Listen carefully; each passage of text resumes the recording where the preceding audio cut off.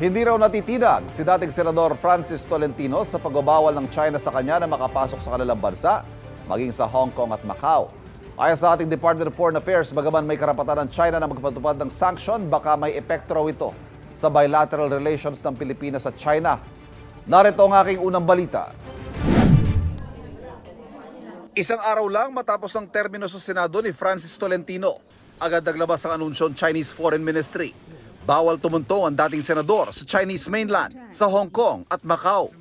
Sanction o parusa raw ito ng China kay Tolentino sa anilay egregious o napakasamang inasal nito pagdating sa mga isyong may kinalaman sa China. Si Tolentino ang pangunahing sponsor at isa sa mga may akda ng naisabatas ng Philippine Maritime Zones Act at Archipelagic Sea Lanes Act sa Senado na nagdeklara ng soberanya at jurisdiksyon sa internal waters, territorial sea at archipelagic waters sa bansa. Mga batas na mariing pinalaga ng China. At ilang linggo lang bago matapos ang kanyang termino, naibunyag sa pinangunahan niyang Senate investigation ang pang-espiya umano ng China sa bansa. Dagdag ng China Foreign Ministry, meron daw talagang pagbabayaran sa pananakit sa interes ng China.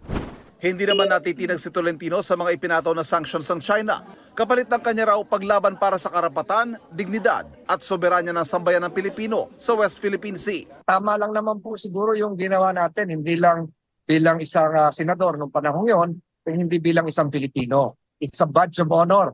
Karangalan ko pong ipagtanggol ang karapatan ng Pilipinas. Karangalan ko pong ipagtanggol ang interes ng mga Pilipino.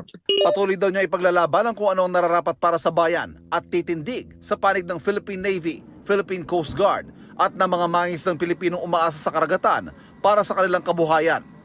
Kahit bilang isang ordinaryong mamamayan, gagawin ko po yung ginawa ko na ipaglaban ang interes ng Pilipinas at panindigan ang para sa Pilipino. Kung ano man yung kaparusahang ginawad ng isang malaking bansa sa akin, ay hindi po masusukil yung aking paninindigan na ipaglaban ang interes ng ating bansa.